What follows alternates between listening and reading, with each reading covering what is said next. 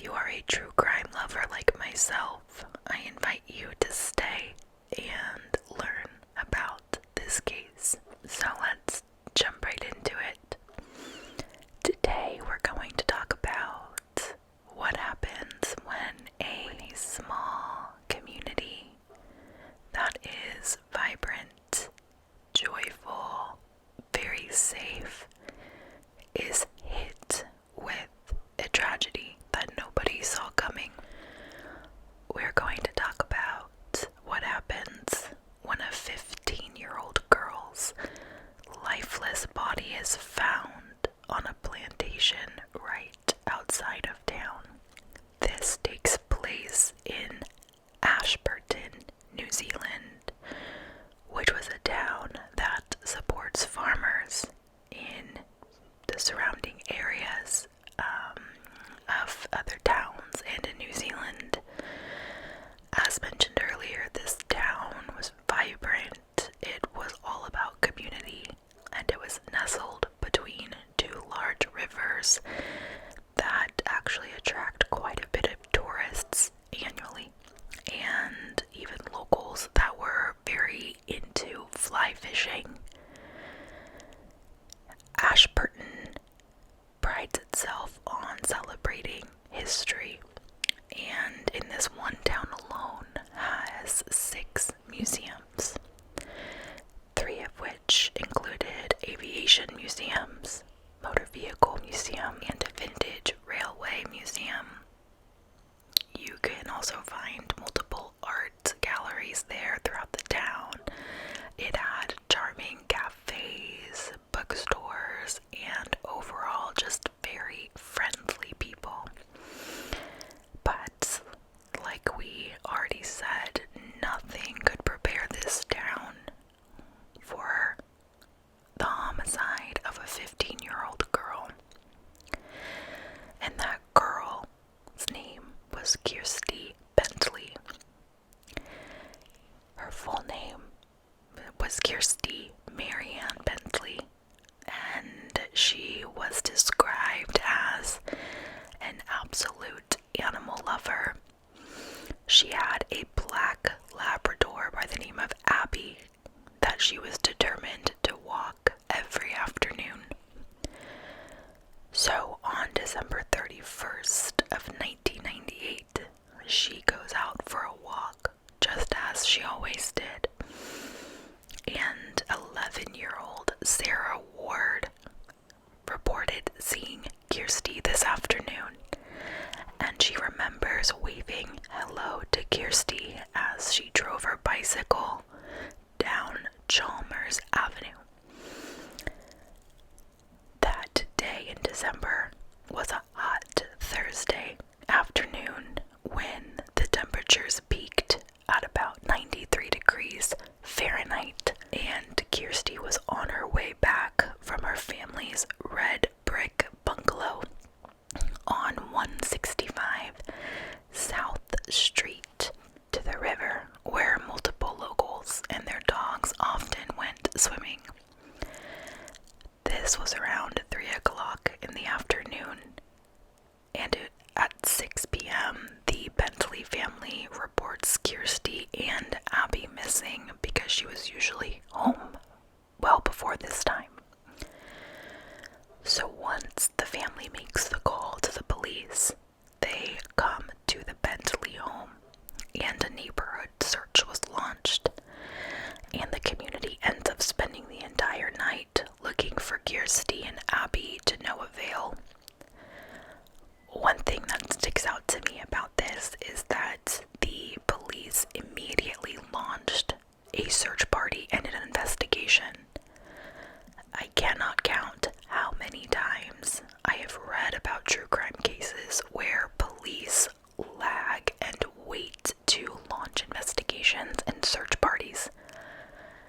I think it's somewhere between 24 to 48 hours that is common to wait to start these searches. But this police department in particularly jumped right on it, which is amazing. Just a little bit of information about Kirsty, which I found to be very sweet. She loved the backstory she was well liked, and she loved her long-term boyfriend, Graham Offord. And the night that she disappeared, he had dinner and stayed over in her room at the Bentley house. I just thought that was really sweet because I remember growing up absolutely loving the Backstreet Boys, and so it's interesting to know that this girl and I would be very similar and close in age if she were still alive. Kirsty's mother, Jill, mentioned that morning, before she headed to work, Kirsty played her a song that conveyed the love she had for her boyfriend. And it is mentioned that there was an intimate relationship between these two children. Actually, it's not even fair to call them children. She's 15, she's a teenager. And it was clear that the mom was aware of this, but her father, Sid, vehemently disagreed with the intimacy between these two teens, but also kind of realized that nothing was going to stop this from happening. Kirsty did struggle in school, but her close circle of friends described her as a good girl because she frowned upon alcohol and drugs and had no desire to get into anything of that nature. On the morning of December 31st, 1998, Kirsty had gone to the local library around 10:30 in the morning. Afterward, she and a friend, Lee Ann Jellyman, had lunch at a McDonald's restaurant around the corner from the library, and the friend's older sister took her home at around 2 p.m. that afternoon. When Kirsty arrived home at 2:30, her mother was at work, and her father, Sid Bentley's whereabouts were unknown, and her brother, John Bentley, was at home at the time. John had informed Kirsty that her boyfriend had left a message for her while she was out with her friend. So at 2:38 p.m., Kirsty makes a call to her boyfriend. However, he did not answer. So she then decided to take her dog Abby for a stroll, which is when she was seen at 3:08 p.m. by 11-year-old Sarah Ward. And this would be the last time that anyone saw Kirsty alive.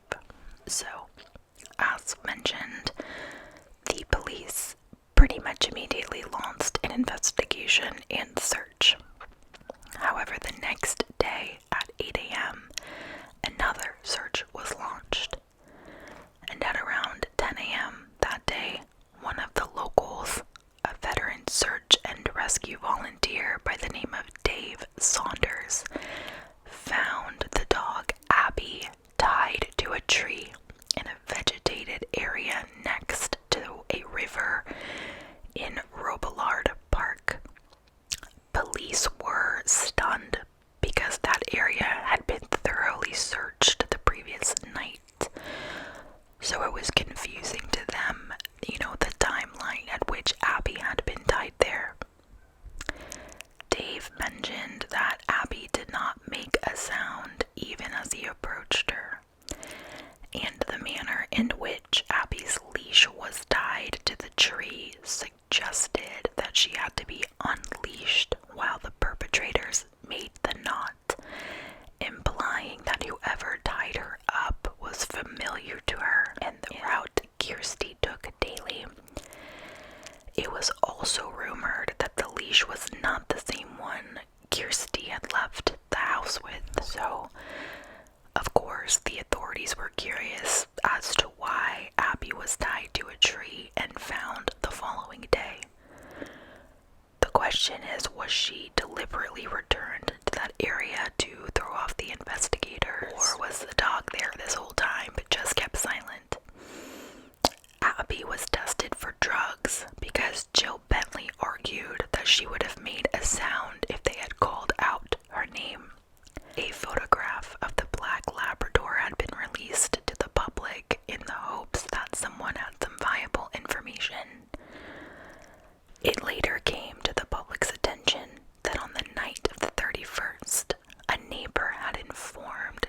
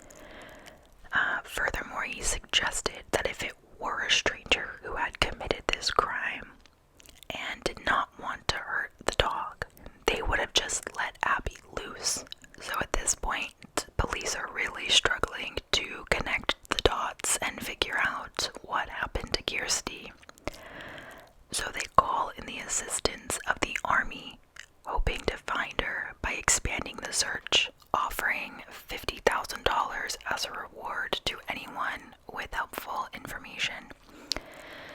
The day before what would have been Kirsty's 16th birthday, January 17th, 1999, her body was found 31 miles outside of Ashburton on a small pine tree plantation north of Rakaya Gorge. Two cannabis growers named John Watts and Brendan Wanhalla made the discovery 18 days after her disappearance. When the police delivered the news to the Bentley family, Kirsty's mother, Jill, was just distraught and staggering. She could barely hold herself up. And her father, Sid, asks if she had been found by accident or if someone had seen something the day she disappeared. When Kirsty's best friend, Jasmine Richardson, heard the news, she was busy decorating a cake for Kirsty's birthday, hoping that she had still been alive and would come back the next day, which is so sad to me. Jasmine recalls being emotionally overwhelmed and throwing the cake, never forgetting that moment. Upon medical examination of Kirsty's body, the coroner, Dr. Martin Sage, found that the cause of death was a severe blow to the back of her head. At the location where she had been found, the scene was almost theatrical in the sense that she was placed in a fetal position and covered in sticks. It seemed as though the task of carrying her 119-pound body to a site that had limited access would have been a complicated feat. The estimated time of death was between 3:30 p.m. and 7 p.m. on December 31st, the day she disappeared. That day, she had worn a black tank top under a neat white butterfly patterned blue sarong that had been unpinned yet covered her lower half, and she had on black shoes. Her clothes were not ripped or torn, giving no indication of a struggle. Her hair was loose, which was odd considering that Kirsty rarely ever wore her hair down, especially on a walk in the summer heat. And her scrunchie was found wrapped around her wrist. Medical examiner could not determine whether she had been sexually assaulted due to extensive decomposition. Detective Superintendent Greg Williams, who was the second to lead the case, theorized that Kirsty returned home after her walk with Abby and changed her clothing before she was murdered. It seemed unlikely that Kirsty would wear the clothes she did while on a walk. The soles of her shoes also held no traces of the river or soil from its banks. Furthermore, there were numerous witness reports, but her clothing apparently differed from witness to witness. Some stated that they remember her wearing black tracksuit pants and a white shirt. Detective Williams was convinced that the scenes were both staged in an attempt to mislead investigators, and the detectives felt that the clues provided in this case really offered no support in finding a good lead. Over the years, many investigators had been involved in this case, and it was dubbed Operation Kirsty. The third detective who took over the case in 2014, Detective Inspector Greg Merton, commented that they all believed the scene where Abby had been found was staged, making it difficult to develop a psychological profile of the offender. However, the suspect list included over 200 names, but sadly none of them have been charged with the murder. At the beginning of the investigation,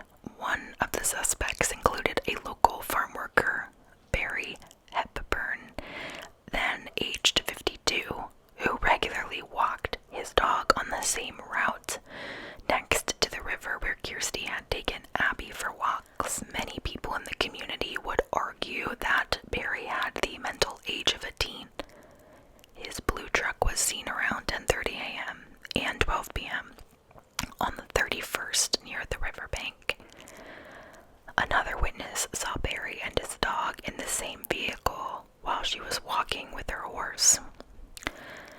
Upon questioning, Barry said he was at the riverbank that morning, and around 11:30 a.m. he headed to his cousin's farm to mow hay. However, when detectives questioned his cousin, he confirmed that there was no work for the day and Barry had dropped by, but left soon after. In another version of Barry's recollection of events, his story changes to him being at the river for 2 minutes and then heading home for coffee and a nap. When Barry showed up for work on January 2nd of 1999, he supposedly looked out of character as he was washed and clean-shaven with short hair. When authorities questioned him about the change in appearance so suddenly and asked who cut his hair, he said that it was his mother. Now, oddly, police were not able to confirm this story because Barry's mother was disabled and uncommunicative, making Barry's information pretty unbelievable. His cousin informed investigators that on December 31st of 1998, Barry's hair was long, he had a scruffy beard, and he wore rough-looking clothes, so within a matter of 3 days, he completely changes his appearance. A lot of people that were involved in Kirsty's case felt that detectives did not investigate him thoroughly enough. And during an interview that had been conducted by a private investigator by the name of Brian Bruce, the public was able to get more information in this regard.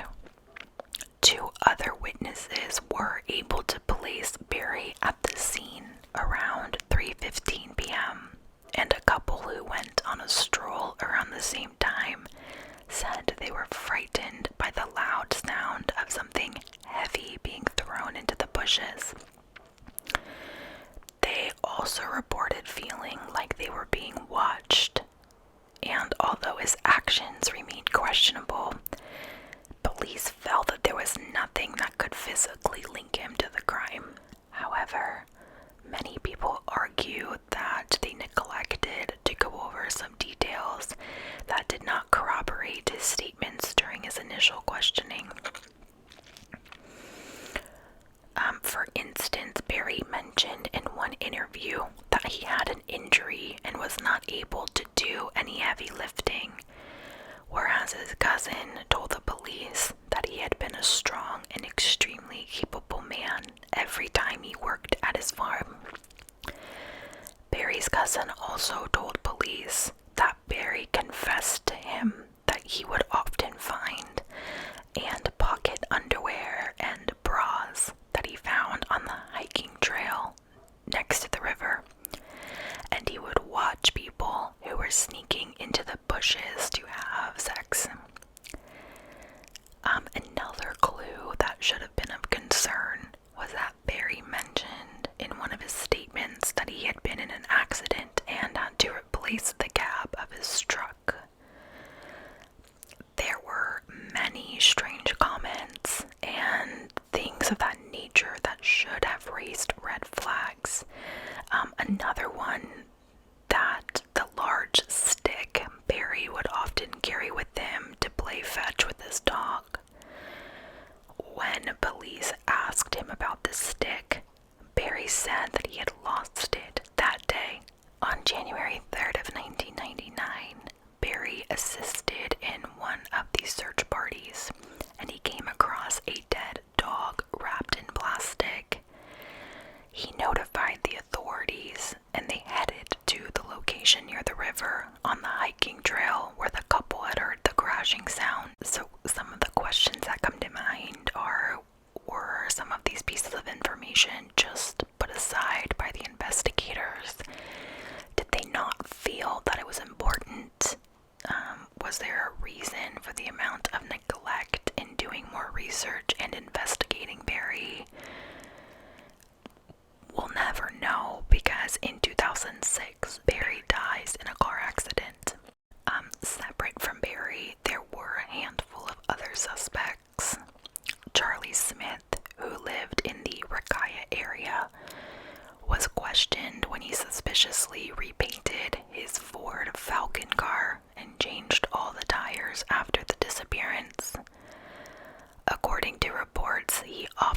boasted that he had played a role in Kirsty's murder.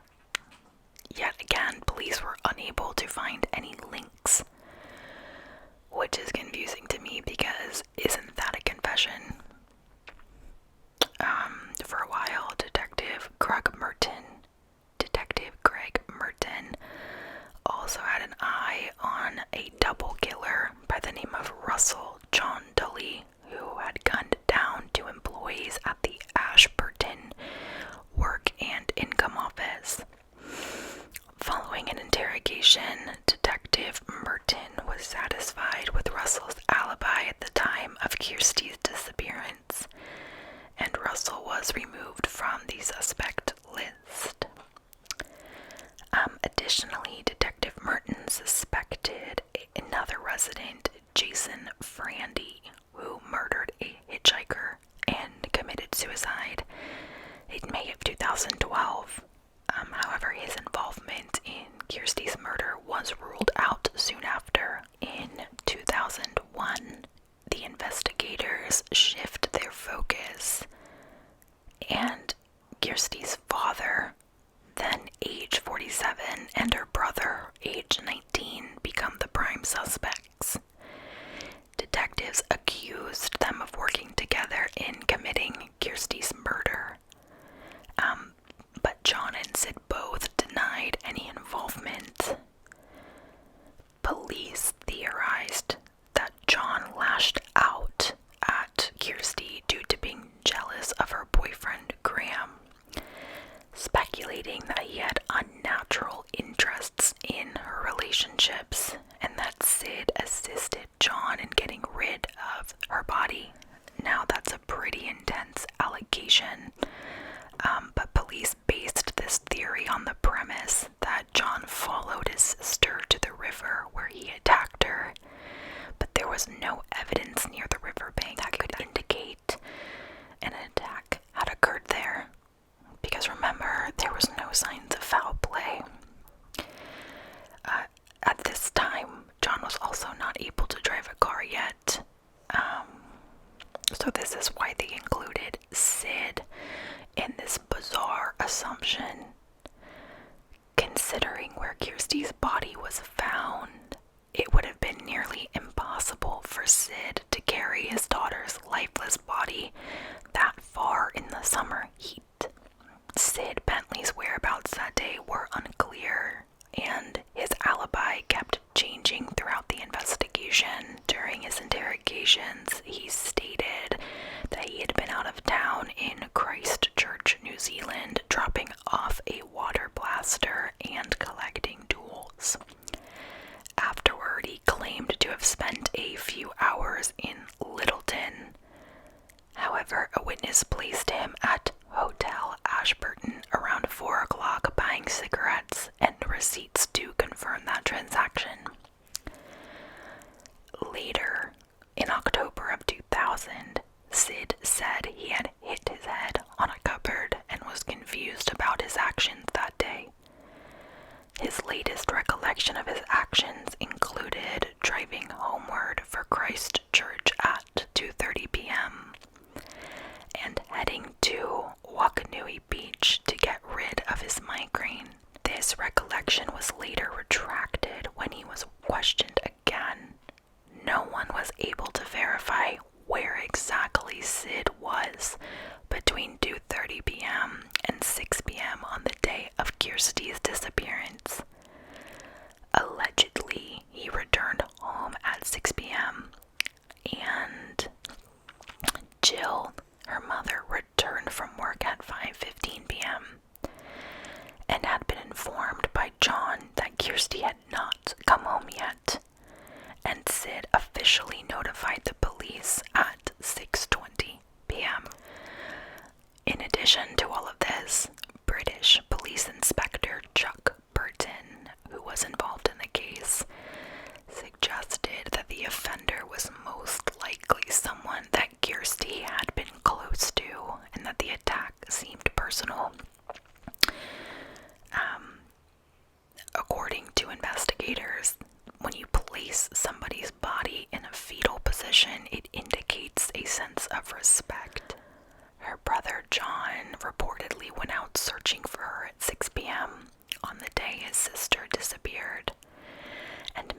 his mother on the route. When they returned home, authorities sent him to investigate another area on his bike. Around 8 p.m., John was picked up by his father and he headed out with a group of searchers, including his uncle, until after midnight. Sid went out on a search after 8 p.m. and claimed that after thoroughly investigating the local areas, he took a 15-minute drive to Wakanui Beach, returning home around midnight. At 1 a.m., John and Sid continued their search of the rugby club grounds and industrial areas along the river until 3 a.m. So I'm just gonna say it. Sid is feeling a little sketchy to me. The story about the migraine and throwing up, the back and forth on his attempts at an alibi, going to the beach for a 15-minute drive when he's supposed to be searching for his daughter. It feels a little weird. However, there was still no evidence that connected John or Sid to the disappearance or murder. Both men were questioned extensively, and the Bentley family was sent to a motel as investigators searched their house for physical or forensic evidence. Sid considered this a violation of their rights and aggressively threw his car keys at a police officer when they asked to inspect his Holden Kingswood utility vehicle. Now, I would think that if my child went missing, I would let police search high and low wherever they wanted. It is so freaking weird to me that this guy is so mad and angry, saying that this is a violation of their rights. No, sir, your daughter is missing. What are you talking about? So, Kirsty's mother, Jill, did not think either Sid or John would do anything to hurt Kirsty, and to her the timing did not add up. She did remain mystified, of course, as to why Sid lied, and believed he did something else that he did not want the public to know about. But unfortunately, Sid never came clean, and he took that secret to the grave. Jill and Sid would end up divorcing in 2000, and she often blamed him for their family's troubles due to his developed alcoholism, which led to very angry outbursts. Sid had joined an Alcoholics Anonymous group in 1993 and spent some time in a rehabilitation center, and because of this, many people believed that Sid lied about his whereabouts on the 31st when Kirsty went missing because he had been somewhere drinking. And if this man relapsed and was drinking, I think that's a whole hell of a lot better than being suspected for murder. Just me. Sid ends up dying from cancer in June of 2015 at the age of 64 after living a life of chain smoking and excessive drinking, leaving his assets to the Ashburton New Life Church and the Cancer Society.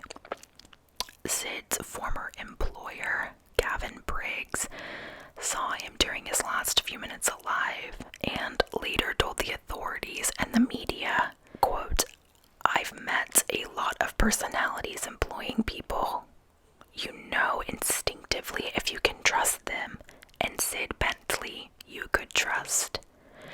Kirsty was the apple of his eyes. There's no doubt about that." End quote. There were a lot of different reports as to what people saw around the time of Kirsty's disappearance. An experienced mechanic reported a Commer van with a relatively rare green-blue color that had been in the Ashburton area, and similarly this van was also spotted near Rakaya Gorge, where her body was located. It was a popular 1961 make and model, and the plate number was written down registration had not been updated since 1995, and unfortunately, police wasted valuable hours in an attempt to find it. A young woman who had been seen near the van was reported, but she was not a victim herself. The van and the young woman remain unfound. So, as a result of little to no forensic evidence, inefficient DNA technology, and an abundance of unsupported theories at the time, the case remains unsolved over 20 years later. It is one of New Zealand's highest profile mysteries and consists of roughly 70 archive boxes with over 400 folders of documents. In 2018, Detective Inspector Greg Merton revealed that new DNA evidence had been found, and with modern DNA testing, they might finally have a break in the case. The Institute of Environmental Science and Research, New Zealand's Crown Research Institute in Auckland, conducted testing on Abby's leash and Kirsty's underwear, which were found 31 miles from where her body was located 2 weeks later. Forensic testing techniques had advanced so much in this time period that numerous cases that had been unsolved for decades were now being solved. So they had high hopes for Kirsty's case. However, it remains unfortunately tragic that Kirsty's case is still lacking justice and was not one of the cases that were able to be solved with this advancement of DNA testing. Jill Beachy, Kirsty's now remarried mother, forever remembers December 31st of 1998 as the date of the tragic loss of her drama-loving, choir-singing, poetry-writing, animal-loving little girl. Jill moved to Invercargill, where she lives with her new husband, Noel Beachy. When asked about the case, she responded, "I think of the happy memories, not the day she died. I've been through very black years of grieving and don't wish to return to that." Kirsty's brother John was studying for a degree in science at the University of Canterbury in 1998. He often kept to himself, listened to metal music, and dyed his long hair black. John later moved to Australia, where he completed his doctorate in astronomy, and said, "It's not in the forefront of my mind, just a little thing in the corner that reminds me of how the world can be," when he was asked about Kirsty in 2020. John understands, yet is frustrated that he remains a person of interest, and he believes that his father was not involved either. John argued that the theory about his father's movements might have been that they were embarrassing but irrelevant. Kirsty's memorial service was held on January 25th, 1999 at St. Stephen's Anglican Church in Ashburton. After Sid Bentley's death, Kirsty's urn was dug up from his backyard and given to Jill Beachy, which I find kind of weird. I guess that Sid had the urn. I mean, I don't know if he did it. Obviously nobody knows, but I'm kind of surprised that the mom didn't get the urn. In 2016, Jill stated that she was keeping a nightly ritual where she would kiss the urn containing her little girl's ashes, saying, "Night, night, darling." So, that concludes the unsolved case of Kirsty Bentley. I am very curious to what you think. 75% of me says the dad did it. 25% of me has no idea. I definitely don't think that the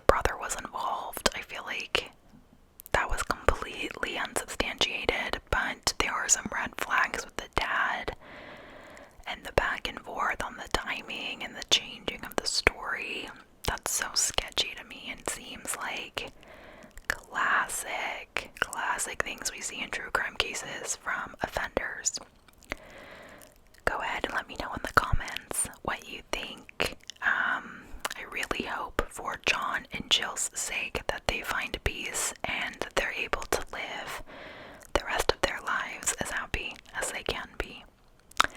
Thank you so much for joining me in this video and watching.